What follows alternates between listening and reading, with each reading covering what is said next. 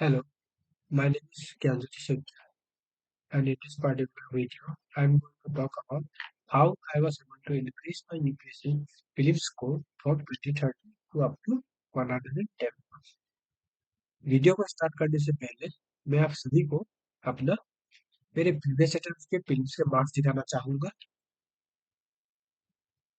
ये मेरा 2022 का मार्कशीट है, जहाँ पर मुझे सिर्फ और सिर्फ 32.99 मिला था। I know it's low, I know it's disasters, but it is what it is. 2023 में मेरा सेम कंडीशन 21.56। इस सिचुएशन में आकर मेरा ये हो गया था कि यूपीएससी मेरे लिए है भी कि नहीं। Right, is it UPSC really for me? Next, मैंने थोड़ा बेसिक स्ट्रॉन्ग करने की कोशिश की, थोड़ा कंसिस्टेंटली पढ़ने की कोशिश की, तब जाकर मेरा थोड़ा सा इम्प्रूव हुआ, that is 58.41। And this was eye opening for मी।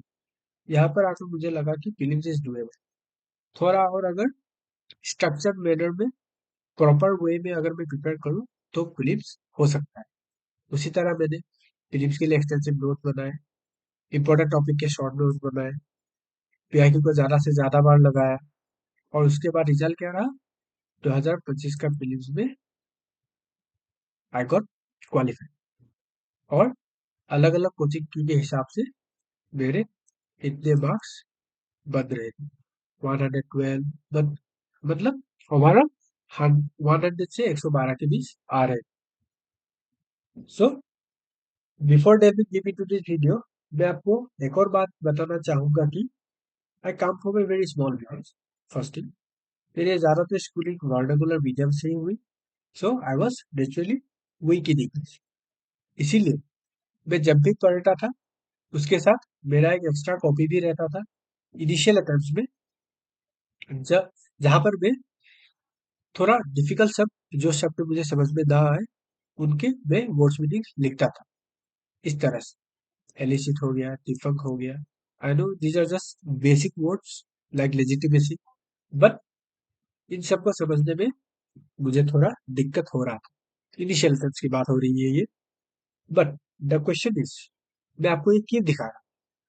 मैं आपको ये इसीलिए दिखा रहा हूँ कि अगर मुझसे फिल्म्स हो रहा है ना, तो किसी से भी होगा।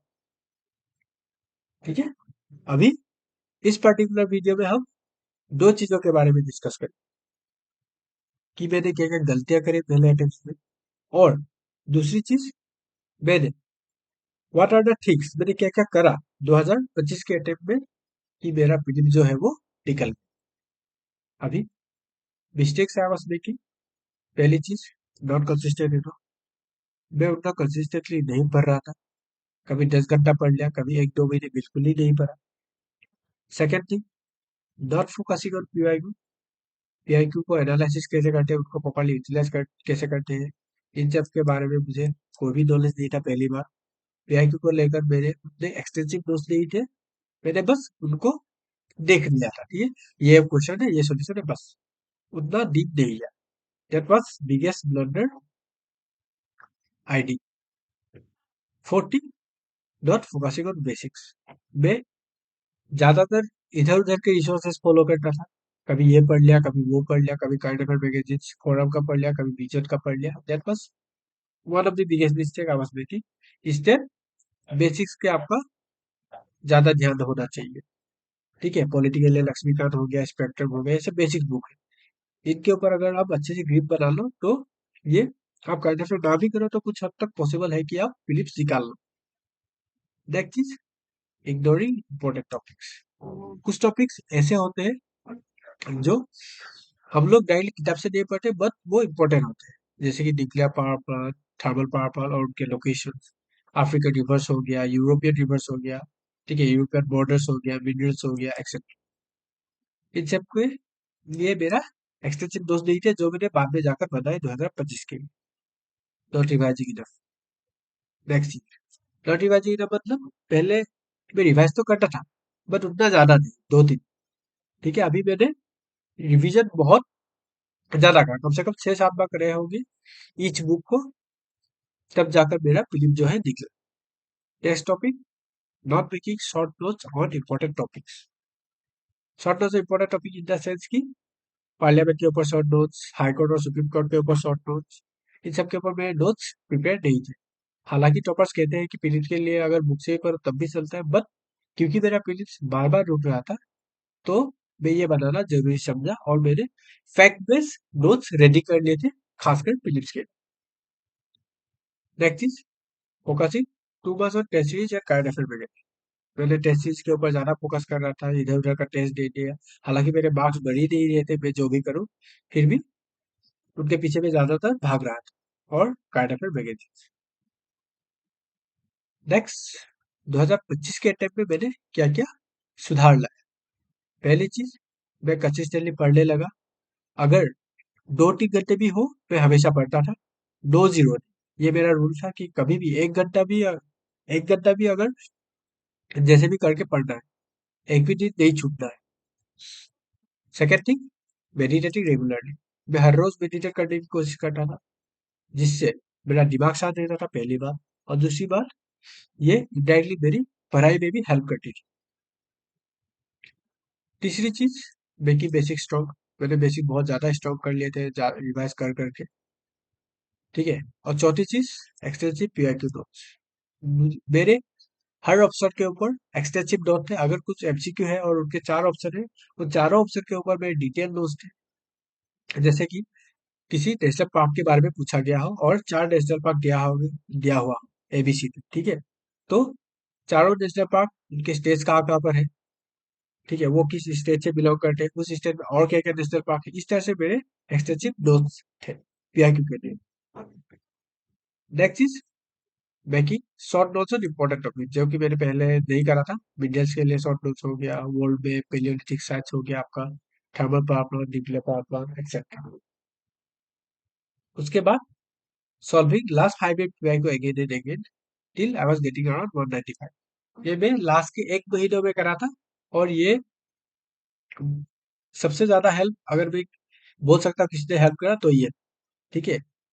ये बार बार करने से क्या हुआ कि मेरे अंदर एक पैटर्न रिकॉग्निशन डेवलप हो गया, जिसके कारण जब मैं एग्जाम में बैठा तो मैं देखकर ही बोल सकता था कि इसका आंसर तो सी होना चाहिए या फिर इसका आंसर बी होना चाहिए, चाहे उस क्वेश्चन के बारे में मेरा नॉलेज नहीं हो।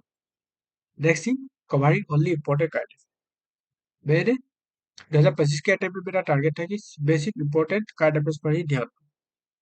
इकोनॉमी हो गया, सर्वे हो गया, साइंस एंड टेक हो गया, इंटरनेशनल रिलेशन हो गया, ठीक है, इन सब। Next thing, writing down silly mistake I was making while solving MCQ. मेरा फोकस ज्यादातर सेक्शनल पे ही होता था, क्योंकि एफएलटीज में जब भी अटेम्प्ट करता था 60-70 से ऊपर मेरा स्कोर जा ही नहीं रहा था। तो इसलिए अपना कॉन्फिडेंस बचाने के लिए मैंने एफएलटी जो है वो कम्प्लीटली छोड़ दिया, सेक्शनल दे रहा था। और वहां पर जो भी गलतियां कर रहा था, वो मैं अलग से नोट्स पर लिख लिया था।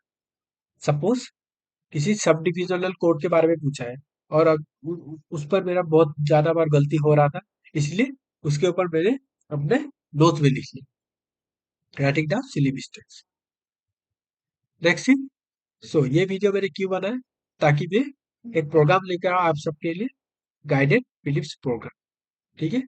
क्योंकि 2026 का अटेम्प्ट मैं भी देने वाला हूँ, so I am looking for serious aspirants जो कि मेरे साथ ही पढ़ सके। ये मेंटरशिप प्रोग्राम नहीं है उतना, it's just like accountability program, जहाँ पर आपको वर्चुअल लाइब्रेरी का भी एक्सेस होगा। चाहे आप पेड कोर्स ज्वाइन करो या ना करो, वर्चुअल लाइब्रेरी का एक्सेस सबको मिलेगा। आपको बस मुझे टेलीग्राम पे मैसेज कर देना है, जिसका लिंक मैं नीचे दे दूंगा, ठीक है। और गाइडेड फिलिप से क्या प्रोग्राम होगा, इस प्रोग्राम में डिलीवरेबल्स क्या क्या, पहली चीज, स्टडी बुक, आप मेरे साथ पढ़ सकते हो, ठीक है। वर्चुअल लाइब्रेरी में मैं भी पढ़ूंगा, आप सब पढ़ोगे। एक तरह के अकाउंटेबिलिटी सेट होगा हम सबके लिए, पहली चीज। दूसरी चीज, वर्चुअल लाइब्रेरी का एक्सेस तो आपको मिलेगा ही, चाहे ये आप इस प्रोग्राम ज्वाइन करो या ना करो। तीसरी चीज, फिलिप्स डाउट रिजॉल्विंग सेशंस होगा वीकली। आपका अगर कोई डाउट हो, एमसीक्यू कंफ्यूजन हो, क्वेश्चंस कैसे करते हैं, पीआई को कैसे पढ़ना है, हर सब्जेक्ट को अप्रोच कैसे करना है, एग्जाम रिलेटेड एंजाइटी, सबके डाउट जो है मैं लूंगा वीकली सेशंस। नेक्स्ट चीज, सेट पर्सनल स्टडी टारगेट्स। मैं अपना डेली टारगेट जो है आपके साथ शेयर करूंगा कि आज मैं ये करने वाला हूँ। और अ, बदले में आपको भी करना होगा कि आज आप ये करने वाले हो, और अगर उसमें कुछ चेंजेस जरूरत होगा या फिर इम्प्रूवमेंट जरूरत होगा तो मैं आपको बताऊंगा, ताकि आप जो है गलती वो कम से कम करो, और आपके प्रीलिम्स क्वालिफाई करने के साथ ज्यादा से ज्यादा बढ़ जाए। ठीक है। So this is basically accountability without pressure program. और सातवीं चीज, यहाँ पर सब्जेक्ट वाइज अप्रोच भी दूंगा मैं आपको, हर सब्जेक्ट को कितनी गहराई में पढ़ना है, किस किस चीजों को, किस किस टॉपिक को स्किप करना है, इन सबके बारे में मैं आपको गाइड करूँ। PIQ wise approach and question decoding. ठीक है। स्टेप बाय स्टेप गाइड करूंगा मैं आपको पीआईक्यू को एनालाइज कैसे करना है। तीन तरीके से एनालाइज करना है। पहले तो सब्जेक्ट वाइज आपको एक्सटेंसिवली नोट बनाना है। दूसरी, आपको क्वेश्चन को उनके टाइप के हिसाब से डिवाइड कर देना है। जैसे कि three statement based question, naked statement based question जहाँ पर डायरेक्ट स्टेटमेंट दिया गया है ए बी सी डी, एक दो तीन स्टेटमेंट नहीं दिया गया हो, डायरेक्ट ऑप्शन ही मौजूद हो, उनको हम नेकेड ऑप्शन बोलते हैं। और चार स्टेटमेंट दिया गया हो तब हम कैसे एनालाइज करेंगे, इन सबको हम लोग डिकोड करेंगे। और तीसरी चीज है, आपको ईयर वाइज करना होगा। वो कब करना है? लास्ट एक महीने में। और वो कैसे करना है वो भी मैं आपको डिटेल में बताऊंगा इस प्रोग्राम में। ठीक है। सो पहली बात, इस प्रोग्राम में मैं 36 से ज्यादा स्टूडेंट नहीं लूंगा। ठीक है। ताकि क्वालिटी मेंटेन हो, पहली बार। और इस चीज का मंथली कॉस्ट होगा आपका 369, 369 रुपीज पर मंथ। ठीक है। और चाहे ये 36, ये प्रोग्राम के लिए है, सिर्फ 36 लोग ही एनरोल कर पाएंगे इस प्रोग्राम में, पहली बार। और दूसरी बात, वर्चुअल लाइब्रेरी का एक्सेस सबको मिलेगा। 36 के ऊपर भी जितने भी लोग ज्वाइन करेंगे, जितने भी लोग मुझे मैसेज करेंगे, सबको मैं वर्चुअल लाइब्रेरी में ज्वाइन करा दूंगा। और इसका मंथली कॉस्ट होगा आपका 369 रुपीज पर मंथ। ठीक है। धन्यवाद।